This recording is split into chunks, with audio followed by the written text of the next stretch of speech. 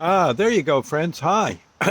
Yeah, it's one of those days where doggone it, it's hotter than heck. And that's all there is to it.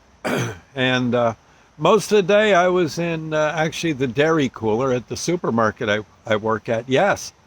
Yes. I think my dairy manager, the dairy manager and me, were thinking of maybe charging admission to the cooler. Yeah. Darned if the boss didn't show up. We couldn't, yeah, we had a I think we could have got a buck or two just for a little short tour. May I could have brought in my record player. We could have played some nice music. They'd sit on a milk crate and sing a little. I thought, well, it might be a good idea. We'll have to think on it. I think we could have made some money. I think some real cash. It was so hot. But I got to thinking, the hottest I ever was. I think there's a few things that qualify. Yeah, a few things that qualify. But the absolute rottenest, hottest I ever was when I got burnt. Yeah, I got burnt pretty bad once, and yeah, no, I didn't. I didn't jump, in over a campfire at Boy Scouts or anything and trip, and next my uniform's on fire. No, no, nothing like that. But I didn't spill coffee in my lap. I've done that, and that hurts like heck. But I did something similar. Okay. I used to be a boiler advisor. I would advise people how to keep their boilers healthy. Now you say, what, the little boiler down in the basement at our house? No, no, big boilers. Boilers in some cases that were 5 and 6 stories high. I would work on them. Most of the boilers I worked on, I'm going to sound like I'm bragging if I stay with the 6 story high boilers. Most of the boilers I worked on were like the size of tractor trailers, 2 or 3 car garages, that kind of thing, which is still big. If something happened to it, you're toast. Okay. Um, yeah, it's not a good spot to be. Um, eh, and that's what I did. I traveled around analyzing them, telling people how to keep them healthy and that kind of thing. And I know there was one I worked on. I told you, I think earlier, it's probably back a few videos, where I was in, my friend Jackson and I climbed into a boiler that had been turned off this ran at a linoleum plant, and it had been turned off for 2 days, and they had a little fan blowing in the firebox access door. Right. And frankly, we didn't think that was going to be enough, but we still had to climb in to see. And we're walking around inside there, and Jackson, I know, is going, oh, man, whoa, man, I'm not working in here. Not till they got to cool this down. And we're both sniffing the air. What are you? I even smell smoke. And we look down and our shoes are on fire. Yeah, yeah, okay. We got out. And, there's got to be a beer garden around here somewhere. I said, Jackson, let's go find it. Yeah, and they had to let the boiler. Long story short, they had to let the boiler cool down for another like day and a half before we could go in. Humans, I guess demons could go in and probably say it's cold, but not us. And that was hot. But I guess I'm trying to think. I think the hottest I ever experienced, let's put it that way, was in a boiler room. It was sort of a boiler lean-to. It was down in North Carolina. Can't think of the town right now, but they had, it was up near Elizabeth City, one of those towns up that way. And they had a sawmill, and they used sawdust to fire the boiler. Yeah, they actually, they had sawdust on the scrap lumber, and they just throw it in the firebox, and that kept the boiler operating. Well, my job was to take samples of the water out of the boiler, hot out of the boiler, set it on a table, and test it. Test it for its chemical composition, so that they didn't, like maybe after a year of running the boiler, open it up and realized that all the calcium that was in that water, the groundwater, was now had put down a layer of scale inside the boiler. These things can happen if you don't treat the water properly. And so I'm testing the boiler for them. And I got this big old thing of water. I set it on a shelf right near me, on the table near me, the working table. And I'm getting my equipment out. And I reach for something. And again, the table's like up to, say, my sternum. Yeah, just under where my heart would be. And I go to reach for something. I bring it back. And before I realized what I had done, I bring the whole doggone bucket of water hot out of the boiler. So you figure it had to be, well, it wasn't bubbling, so it had to be probably about 190 degrees, maybe 195. Okay. And it all landed right from here down to my thigh, about an inch or two above my knee. Yeah, and it hit all the good parts. Oh my gosh. And I don't know what I'm going to do. Oh, that hurts so bad. 1 minute you're thinking about, some TV show you might watch that evening, or, hey, I'm going to call my girlfriend up and see what's shaking, and that kind of thing. And next thing you know, this intense screaming pain is just has got me in an area about this wide by about this high, from the knee to like the shoulder blade. And I am hurting so bad. And all I can do is, I got the t-shirt, I pulled the t-shirt out from away from me, but still the hot water's there. It's in my underwear. Oh my God. I hate to tell you all the parts that were getting sauteed. And I'm running around the boiler room, oh my God. And I see a hose, and I grab the hose and I stick it down my shirt, turn on the faucet, and much to my horror, I realize it's the steam hose. It's a hose you use to clean equipment with. And it was cold water to begin with, but it's starting to get hot because it's coming right from the steam drum in this boiler. I whipped that out of there. Oh my God, it got me. I got hit again. Now I'm really hurting. I finally see a bucket of what was water, and I think like a fire bucket or something.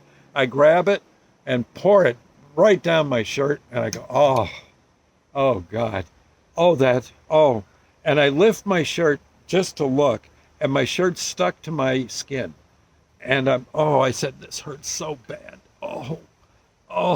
and I'm there's no one around. It's a lumber mill. They're all in the sawmill. They don't hear me yelling, and I just left my equipment. I get in my car. Now, you should never do this. And back then I was a rescue person too. I should have known better. I'm going into shock. What am I doing driving down the road? Well, I'm heading for the hospital. And I go to luckily there was a hospital. I remember passing it, and it was just about 1.5 miles away. I pull into the ER, and I'm knocking on the door of the place, and I wasn't at the main door of the ER. I'm at, I guess, an exit that, if the place was under attack or if it was on fire, everybody would be running away through that door. Well, I'm knocking on the door, and finally a guy comes to the door, an orderly, and he says, "What's the matter with you? What are you doing knocking on this door? You should be at the, And he sees me. He says, "Oh my God," he says, "you're in shock. What happened to you?" "I've been burned." He says, "Oh my God." "Oh," he says, what, I got scalded. And he says, "Oh, come on in." He says, "We'll get you right in." Oh, he says, "Let me look at your shirt." Look down your shirt, and he says, "God, you're all blisters and bubbles." Oh, I look kind of like what monkeypox looks like. Only bigger bubbles. And he's looking, he says, "Oh my God, doctor, come here. Look at this. Here, let's get you in a bed right now." And he plops me on the gurney. He says, "I see your car's out in the yard there, that VW Rabbit diesel." I said, "Yeah." He says, "You're a rescue squad member. What, down in Wilson?" He says, well, we'll take good care of you. Oh my God. He says, what happened? I spilled boiler water all over me. He says, oh, oh my God. And he says, well, okay. Doctor says, pain, lots of pain stuff. He says, yeah, okay. And he says, right away, doctor. He gets it. He starts hitting me with, whatever painkiller they were using back then. Oh, and he said, look, if this doesn't get it, you let me know. We'll give you another one. I said, okay. And then, about 20 minutes later, he says, still hurting? Yeah. He says, okay, we'll give you some more. And he says, okay, are you relatively free of pain right now? I said, yeah, I think so. He says, okay, we're going to take your shirt off. I said, you are? He says, and this is not going to feel good. He says, after we pull the shirt off, we'll give you some more pain medicine. Okay, if it hurts. Yes, sir. Now you're not going to, no, I said, I'm not going to lie to you. If it hurts, it hurts. If it feels good, I'll let you know. He says, okay, 1, 2, 3. Oh, I said, oh God. He says, oh, he says, are you all right? Do you need more? I said, no, I don't think so. It's going away. It's going away. But oh my God, how much of my skin is stuck to that shirt? He says, oddly enough, not much. Here, look, and he's showing. I said, oh, okay. He says, look, pretty soon we're going to scrub you down. What? We're going to scrub you down with brushes? Yeah, he says, yeah, we got to. You could get an awful, this, you could get an awful infection. Yeah, I know. And your skin's going to, oh, he says, are you? Oh. And of course, a lot of it hit below the belt too. He says, oh man, he says, you're so lucky because it missed a certain part that I think you'd miss a lot. I said, yeah. And he says, also, if that got burned, we'd have had to do a catheter on you. And you think you just hurt from the shirt. He says, you try putting yeah. I said, I said, I don't even want to think about it. He says, no, just don't. Just, you're pretty doped up. We'll give you a little more in a little bit. And then you're going to go out like a light. We'll clean you up. It's all basically real bad. I think he said 1st degree. So, yeah, I think 3rd degree is the worst, like charred flesh. He says, you got a bad 1st degree. We're going to, you're going to have to stay with us till you can prove to us that you're okay to drive. And, and that's that. And then we'll send you home. Okay, he says, but right now you've got to chill. And of course, by then the drugs were taking effect. He says, oh, and say good night, nurse. I said, good night, nurse. Oh. And I don't know, about 3 hours later, I wake up. They said, well, okay, you're all taken care of. You're going to have blisters like you wouldn't believe on your belly. He says, they'll be the talk of the town. I said, yeah. He says, do you still feel kind of stoned? I said, yeah, a little bit. He says, well, okay, start drinking coffee. Don't spill it on yourself. I said, oh, no. And he said, just drink the coffee. You want something to eat? Yeah. He said, we'll get you a cheeseburger. How's that? Yeah, cheeseburger. And anyway, about 2 hours later, they finally, they had me walk the straight line back and forth a few times and tell them who the 3rd president of the United States was. Don't ask me now, but I kind of knew that stuff back then. And, I think he asked me a few first aid things. And they gave me my keys back and I went home. Oh, but boy, I'll tell you, that thing all blistered up. And, oh, God, I was a mess. People were, I could darn near back then down in Wilson, I could have charged people money to see my belly.